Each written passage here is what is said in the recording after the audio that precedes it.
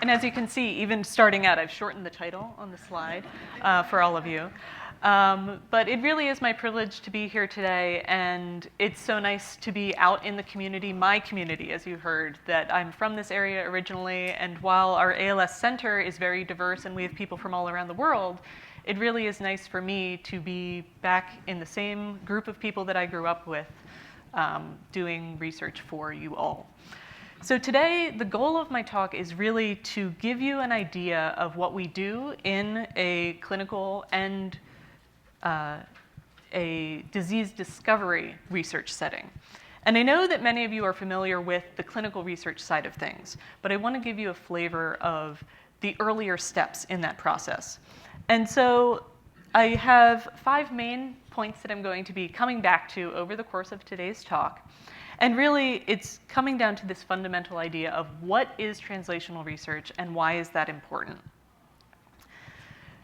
So I know that many of you are familiar with this chart. You may have seen it before. Many of you in this room are probably even involved in clinical trials.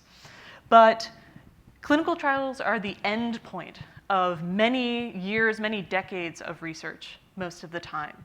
And you may say, well, why can't we just get things into the clinic? How can we test these various compounds? And we unfortunately can't just bring something to the clinic just because. We need to have really good, solid rationale for that. And it's really in these early stages, this basic lab research and then preclinical models, where we discover what those targets should be, what the mechanisms are that we should be targeting in disease. And unfortunately, that takes a really long time, and it's a really circular process, because sometimes we think we've identified something, and we test it out, and it works in a dish, and then if we take it to an animal model, it might fail there. Or even when we do think we have something that might work in patients, sometimes that's even still a clinical circle. And we know that sort of one of the best ways to approach research now is to start with patients.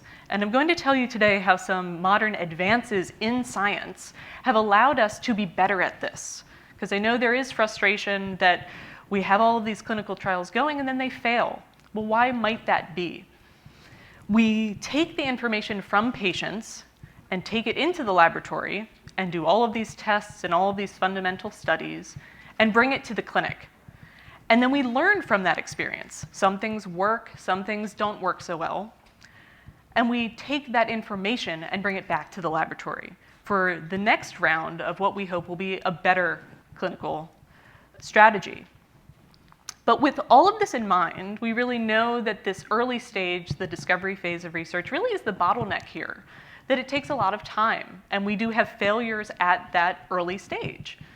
But part of what has led to that sort of long term is the fact that ALS is a challenging disease to study, and there's been limits to how we can model it.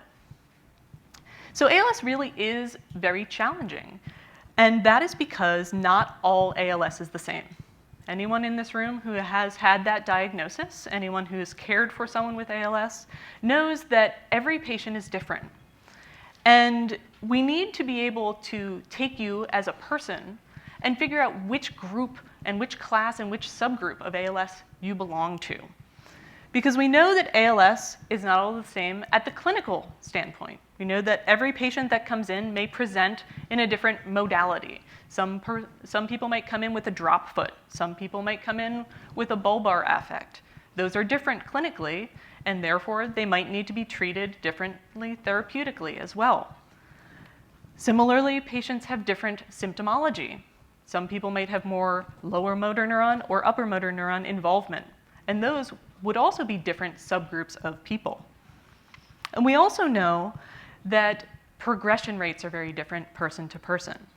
And right now, we don't have a good way of identifying that in the clinic. When you first present in clinic, we would love to be able to do a quick and rapid test to tell you where you're going to fall in all of these areas, and how we can then figure out what therapeutics might be more or less advantageous for you specifically. And this is just the first level of this complexity. The next thing we know that makes ALS difficult to study is the fact that not all ALS is the same genetically. Most of you are aware that about 90% of cases of ALS is still what we consider to be sporadic, that there's no known family history. But we do know that there's over 40 different genes now that are involved and known to be causative of ALS. And that happens both in the familial cases and in people with sporadic ALS, that you might have one of these mutations that we previously identified, but it's new to you. So that might also cause you to be in a different subgroup of patients. And now we also know that not only is it just ALS that is involved in these different genetic conditions, but also frontotemporal dementia exists on this same spectrum, that some individuals just have motor neuron involvement, a more pure ALS, so to speak, and other individuals may fall more on the frontotemporal dementia side of things, and some people may be somewhere in the middle. So this is also a very heterogeneous type of problem that we have in the research setting to figure out, even if you present to us in clinic with a known genetic case, we don't know where on this spectrum you may fall. And finally, ALS is also very complex and challenging on the cellular level. Now, most of you know that ALS is a disease of neurons. It impacts motor neurons, which are found in your brain and in your spinal cord, and then that goes out to your muscles. But additionally, the environment is very important. So in your central nervous system, you not only have these neurons, but you also have a variety of other cell types that we call glia. And these glia are normally very supportive. They provide nourishment and encouragement for the neurons to function appropriately. But in ALS, we know they can become a toxic, bad neighbor type of environment. So in disease, we see that both the motor neurons may have problems within them, sort of like an intrinsic issue. But we also know that these other cells, these glia, can also become non-supportive. And not just do they withdraw their normal function, but they also can become toxic and start to secrete all of these factors that are directly harmful to the neurons themselves.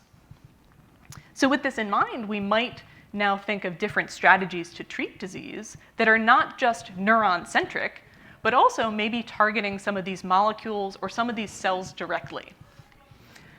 So given all of this complexity in disease at the clinical, genetic, and cellular levels, you can understand why this basic research is so important and why we might want really good markers and different targets to better stratify patients. So this is where the discovery and research side of things starts to come in. And the first area of research is biomarkers. So these you might have heard of. These are the types of things that we would love to be able to bring you into clinic and do a simple test, maybe a blood draw, maybe even test something like your urine, something very non-invasive, and be able to tell you from that test a diagnostic biomarker. Yes, you actually have ALS. Or yes, you have this particular type of ALS. We might want to do something that is more of a prognostic biomarker. I mentioned before we don't currently have a way of telling how fast your disease might progress. We would like to be able to determine something like that from one of these biomarker tests. And finally in this category are the pharmacodynamic biomarkers. And this word means what its components are. Pharmaco, something having to do with the therapy, and dynamic, having to do with something over time. So if you're involved in a clinical trial or something of that nature, you might want to have a pharmacodynamic biomarker that tests you at various stages to see if something is changing. You may have heard of neurofilament, that we think that that might be a good one of these biomarkers to determine if a clinical trial is helping you or not. And we do this in the center. We are working on these biomarker discoveries. But what my laboratory does is investigate therapeutic targets. And these are the things that we can then figure out what's going on in disease, figure out a specific molecule maybe that we could use as a clinical target. And this is what I'm going to be focusing on for the rest of today. So the first thing in this grouping are the genes. And this, we've made a lot of progress recently in being able to have therapeutic targets in this realm. So you are I'm sure all familiar with Qalsody or tofersen, that is an antisense oligonucleotide for SOD1 ALS. That is directly targeting that gene. And we have a couple of other things in the pipeline. There's one called jakafusin that is for FUS ALS. And there's many other strategies right now specifically targeting genes. But the other two categories are what my lab really focuses on, because I look at mechanisms and pathways and individual molecules.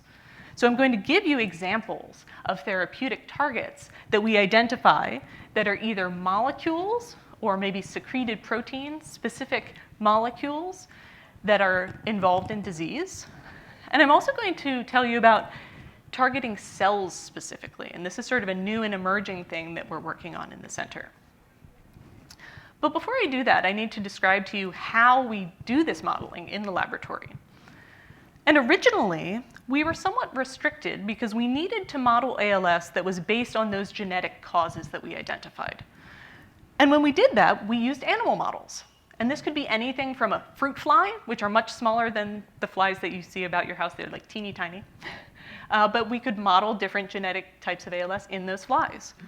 And we can do this in everything from flies up into rodents and give those rodents mimickers of ALS. We can give them SOD1 ALS. That's how we figured out everything we needed to know to be able to develop Qalsody.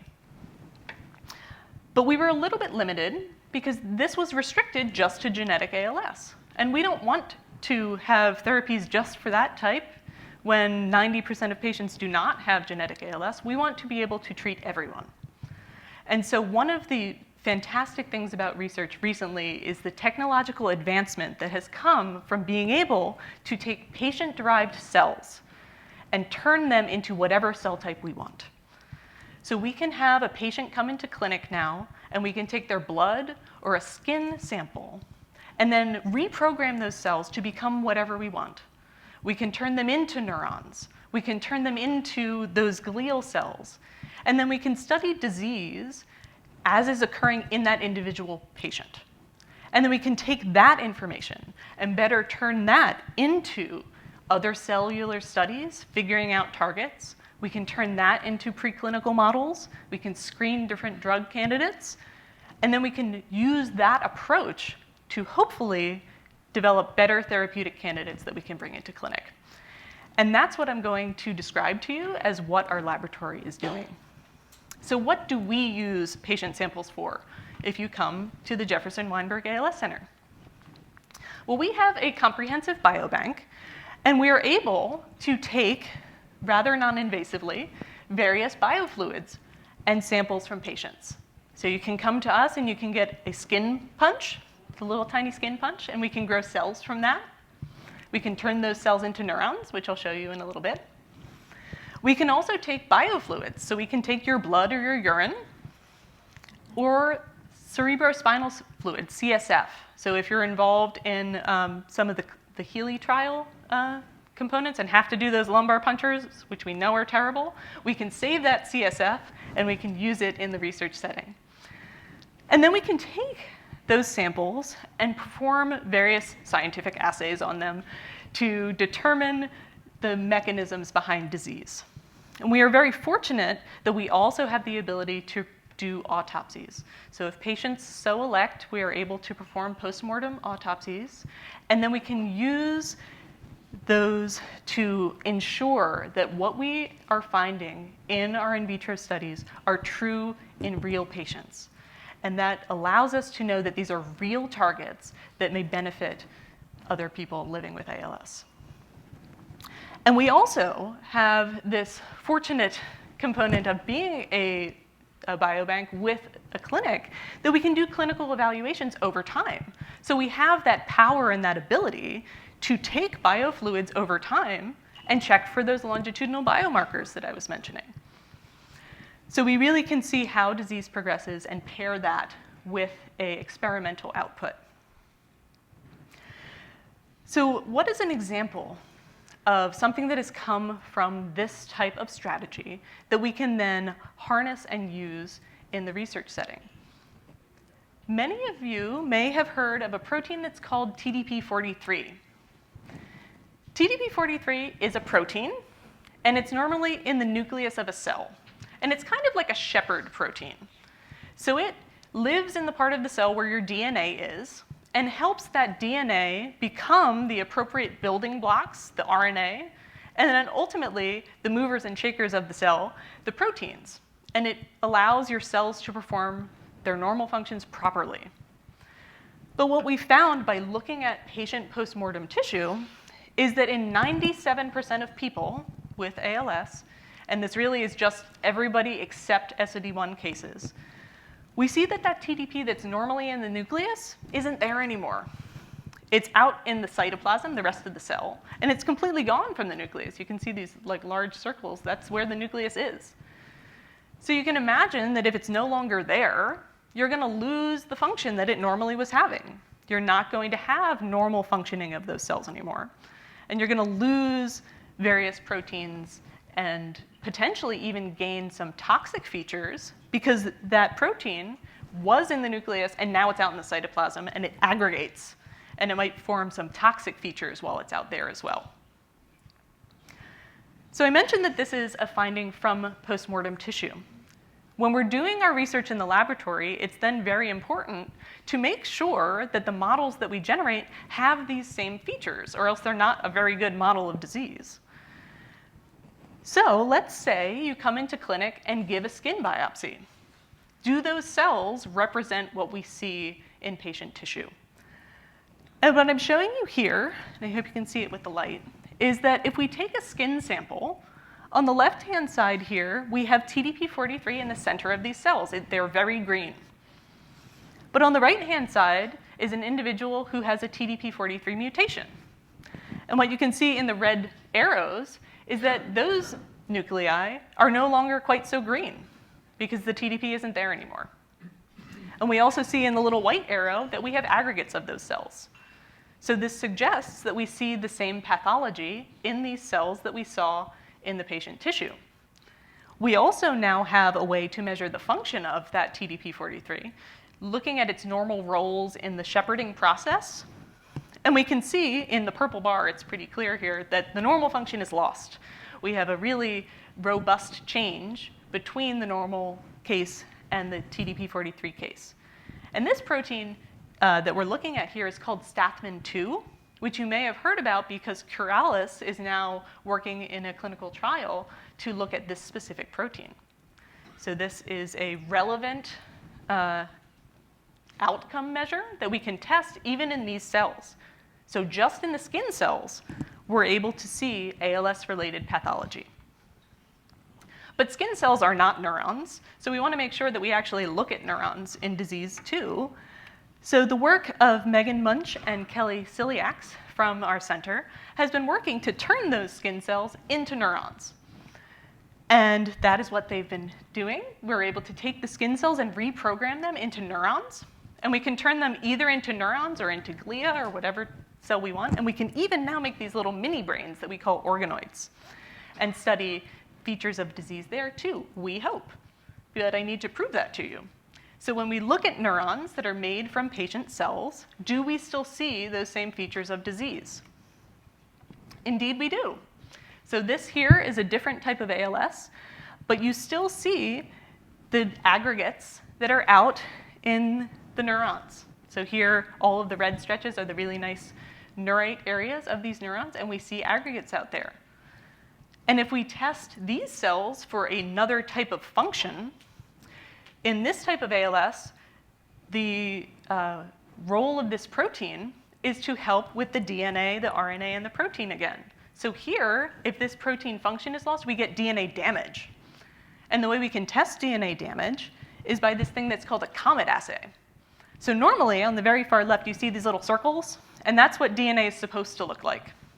But if there's DNA damage in a cell, what we end up getting are these things that look like comets, because that is representing that the normal DNA is broken up and no longer functioning properly. So we can see again here that these neurons are showing ALS-related pathology. So I've shown you here two different examples of how we've used this modern technology to mimic ALS in a dish. And they had the same pathology that we see in patient tissue, and these really good functional readouts for us to determine whether or not the proteins are having their correct function or not. So now I'm going to describe to you a couple of examples of therapeutic targets that we've identified by using these strategies. And going back to this idea of what are good therapeutic targets, I'm going to give you 3 examples. I'm going to talk about a protein that is involved in the neurons themselves. And then I'm going to talk about 2 different molecules that are related to the glial cells. And I'll come back to that in a minute. So first, the motor neurons. We know that these are involved in disease, so they are important to study and important to understand what is going on here. So motor neurons, as I mentioned already, are found in your brain, in your spinal cord, and connect to the muscle. And normally, these communicate with each other by sending little packets of information. We call it synaptic communication. But at the heart of it, we have material that is released from one neuron, and it goes either onto another neuron or onto a muscle cell. And this is allowing for normal communication between the neurons. We found through many years of study that in ALS neurons that have these aggregates, we lose those components that are going to be released, and they don't release at all. So we have disruption of this communication. What does this really look like in the research setting? We're able to look at this using microscopes and the ability to look at things as they're happening in cells. So shown here is a little video of a neuron that we're stimulating to fire. And when it is going to have its correct activity, it's going to turn green. It's going to light up. So this is the process that is lost in these ALS-derived neurons. And we were able to look at the individual different proteins that are found at this location. And there was a specific one that's called SV2 that is specifically down. And you can see that very clearly right here. On the top in yellow are all of the places that this protein normally is found. And down on the bottom, you can see that it's very absent. But this is an example of showing this to you in cells, neurons, that we've made in the lab from patients. But we need to then verify whether or not this might be a good therapeutic target. So we need to make sure that this is real. So we were very fortunate to receive patient tissue and use our biobank for patient tissue and be able to verify that this SV2 protein is lost. So this was work that was done by Kelly and Matt in my lab, and they were able to see that this SV2 that is seen very nicely in robust levels up in the control person was lost in ALS. So now we've seen it in our model. We've seen it in postmortem tissue. Now we need to determine, can we therapeutically target this at all? Can we restore these proteins, and can we then restore function? So currently in the lab, Lexi has been using an even more advanced modern technology to perform a drug screen. So we have a device that is called a multi-electrode array, which is a really fancy way of saying we're able to watch neurons firing live. And I have a little video down here to show you how that looks, where as neurons are firing, their activity is picked up by this machine. And the brighter the color, the more these neurons are firing. So she's been able to look in a high throughput way in 96 wells, testing a whole bunch of different compounds all at the same time to see if we can restore function. So if this is an example of blue is a control neuron and red is the ALS neuron, you can see that they're not firing as well. And the hope here in screening all of these compounds is that we're able to restore this function. So this is current ongoing work that she's working through in the laboratory. And this is an example of a target within neurons that we're hoping to take advantage of and develop and choose one of these potential candidates to then move forward into a preclinical model. The next example I'm going to give you is about a toxic secreted molecule. So here we're returning to this bad neighborhood idea, and we're going to think about the fact that if we target the neurons directly, that might not be good. We don't want to get rid of any healthy neurons that might still be there. But instead, if we can target the environment that is now inflammatory and toxic, maybe that's a good strategy. So there was a graduate student in the laboratory named Kevin McAvoy, and he was looking at this. So he was studying a specific type of ALS and looking at the astrocytes in that model. And he took those astrocytes and put them with motor neurons. And you can see up here at the top that when he put them with normal neurons and normal astrocytes, we've got this motor neuron right here that's doing just fine. It's very healthy. It's got long, extended processes. It's functioning well in this model. But if he put it in with these ALS astrocytes, you can see that this neuron right here is pretty much gone by 48 hours and is completely eliminated later on. So these astrocytes are toxic in this environment. And through many additional years of study, he was able to identify that there is a specific toxic molecule that's secreted here. It's called TNF-alpha. And he tested a whole bunch of other molecules as well, but this was the one that he identified. And I'm going to come back to this because I'm going to show you how we're now using this in a preclinical model as well. So put a bookmark here, and we'll come back to it in a couple of minutes. We were fortunate in this case that there was one toxic molecule that was involved. But most of the time, and I'm sure that you've heard this, there's a lot of inflammation in ALS. And inflammation is typically going to be based on this other type of glial cell that's called a microglia. They're kind of like the surveying cells.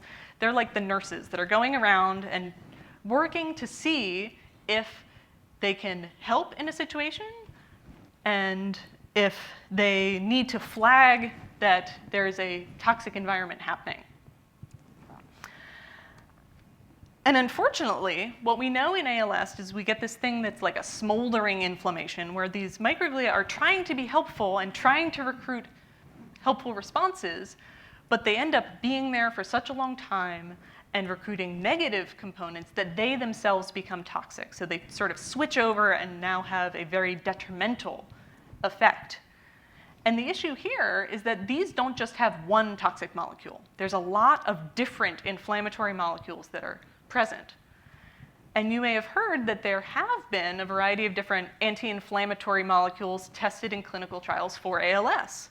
But those clinical trials have not succeeded. And we think that part of that is because they were targeting individual molecules. That if you just get rid of these yellow dots with the red circles, you still have 15 other molecules that might still be contributing. So instead, what might happen if we target the microglia themselves? So go back to the source and get rid of the cells that are being so detrimental. And this is a new strategy that we're taking in the center, where Shashi and Maria are trying to identify which specific types of these cells could we target. And you can see here rather strikingly that these cells look very different than these cells. These are very angry-looking microglia. And if we can target these specifically and leave these guys alone, that might be a good way of getting rid of these toxic molecules. So how are we going to do that? We can't just get rid of all of the microglia because some of them might still be there and be helpful. So we are going to try and take a page from the book of cancer therapy.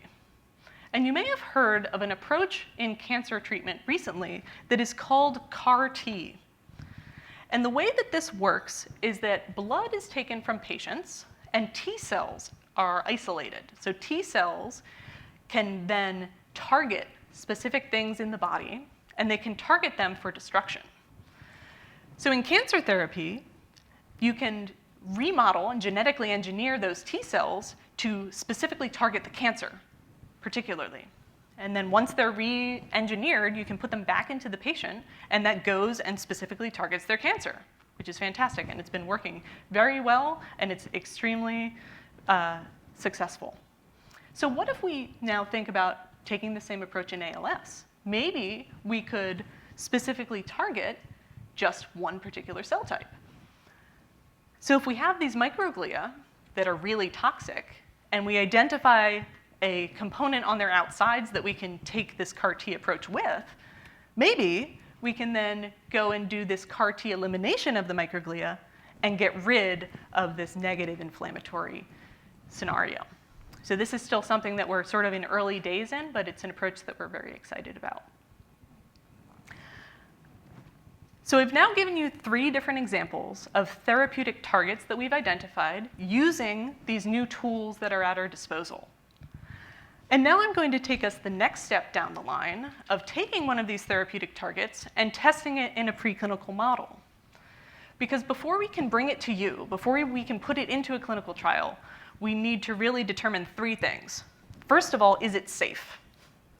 We don't want to do more damage.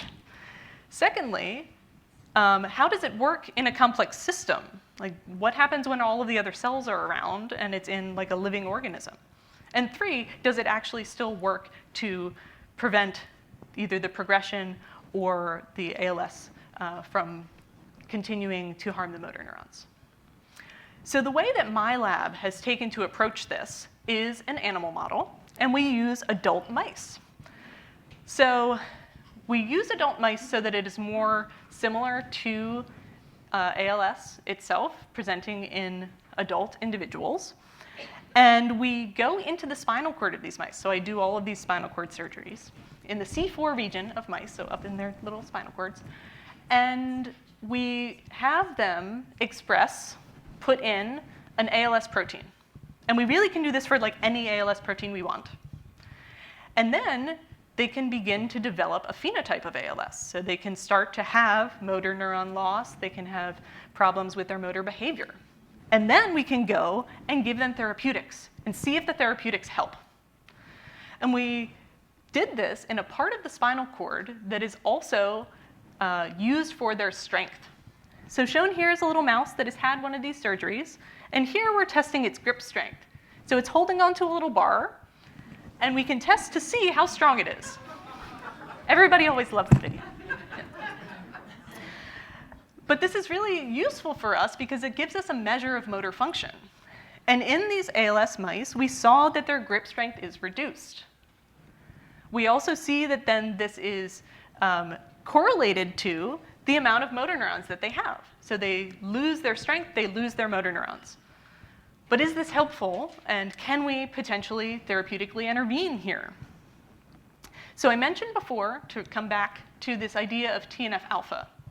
So we use this approach to determine if TNF-alpha might be a good therapeutic candidate for this specific subtype of ALS, this FUS ALS where we identified it. So we used an approach where we gave TNF-alpha neutralizing compounds. So it's going to prevent the TNF-alpha from doing anything negative to the cells we hoped. And when we did that, that strength reduction that we saw was recovered. So the animals had normal strength, and they also retained their motor neurons. So if the motor neurons were lost before, the animals that received the therapeutic had retention of the motor neurons. Now, this was a transient effect, so obviously this was like a one-time thing, and we were testing it in a very acute way. But it gave us the validation that TNF-alpha really was a potential therapeutic candidate, and now we can move on to the next step. That we've had this preclinical success, and that hopefully now we can partner with some pharmaceutical companies to develop these TNF-alpha targeting therapeutics specifically for this type of ALS, that we know that TNF-alpha is the toxic molecule. Now, this is not necessarily the only thing that we could do for this type of ALS. We know that it also has all of these aggregates. So maybe we could also combine this approach by strategies that prevent the aggregates from being present. I showed you all of those functional readouts that we had. And that's what Brianna Lisi, a graduate student in the center, is currently working to do, to figure out if we have other strategies to prevent the aggregation and hopefully restore function there as well. So with all of this in mind, I want to bring us back full circle and bring it back to the patients. So I've shown you sort of now this trajectory of how we're going from basic discovery research and the importance that that has of determining good candidate molecules, testing them in these preclinical models so that then we can move them into clinical trials. But in light of all of these complexities of disease, We have these complexities, as I mentioned at the very beginning, at the presentation level, at the genetic level, at the cellular level. We really also want to take advantage of this idea of when a patient comes into clinic, if we can now use these modern approaches to be able to model their ALS and identify which subgroup of ALS you belong to, that hopefully we can move towards an idea of tailored precision medicine, where we can determine very quickly not only if you're a good candidate for these antisense trials, but also perhaps if you could take advantage and benefit from these more tailored therapeutics that are subtype specific. So with that, I would like to thank you all for your attention, and also all of the individuals in both my laboratory who are involved in these research endeavors I've talked to you about today, the ALS Center in general, with Piera, Davide, Aaron, and Hriselina as our other PIs there. The individuals with stars are those who have worked on the projects who are no longer here. Our collaborators are funding all of the patients who have so graciously given their biofluids and the postmortem samples that we have. And I would also like to invite all of you that if anyone would like to come and talk to researchers directly, we're having an open house in ALS Awareness Month, that you're welcome to come and see the lab, see our center, talk to us all. I have some flyers for this as well if anybody wants to take one with you. So thank you all very much.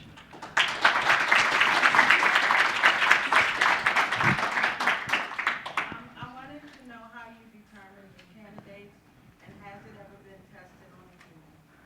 For the TNF-alpha story, so we tested, there are these ways that you can look at all of these different inflammatory molecules, where you can test, like if you go and you see IL-10, IL-6, TNF-alpha, there's all of these molecules that could be involved, and we're able to look from a variety of patient-based cells and look and see if each of those specific molecules is up or not. And in the FUS ALS that we looked at here, it was just this one molecule. In many other patients, we have a more complex set of the inflammatory molecules that are present, which is why we're considering the more general approach of targeting the cells instead of just a single molecule. Mm-hmm. Sure. Do the CAR T cells get into the brain? Or what is the ratio of brain versus plasma? That is an excellent question. We are working towards that now. So we've tested our CAR T approach in cells in a dish, and they are effectively targeting the microglial cells specifically. We're now working to put this into an animal model to test exactly those ideas of efficacy and blood-brain, blood-CSF penetration. Mm-hmm. Maybe you covered this already and I wasn't paying attention.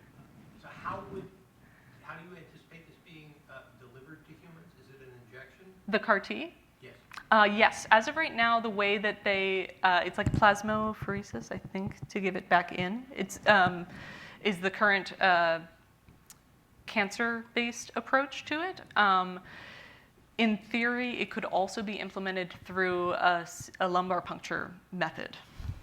But those types of, I wouldn't even consider it preclinical necessarily, but sort of the patient-based approaches are something that we would get down the line to after we test a variety of different application models in a rodent setting first to determine what is most efficacious and what is a best delivery strategy there. A one-time or a series of treatments? It would likely be a series, but extended over time. So if we can target inflammation sort of chronically, but at sort of longer stints. Yeah. Mm-hmm. Mm-hmm. Yep. Did I understand you correctly that well, I'll ask the question differently. Can the children of an ALS patient take a blood or urine test and ascertain whether their parent that had ALS had the genetic type? Yes, that is available currently. That's available now. Yes. Thank you. Mm-hmm. And we can get you information for that if you would like. Yes. And I wanted to know what are some of the side effects that you've seen from the test? From the TNF alpha testing, none.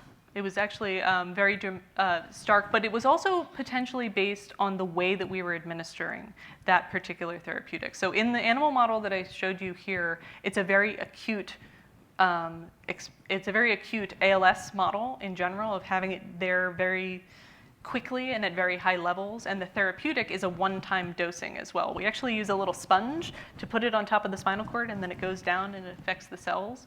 But it only worked for a 2-week time point, and by 2 months we still saw an effect, but it was rather diminished. So we would envision needing to do this multiple times or a more continuous infusion type of method, which we can model in animals, and that's another next step that we would like to do.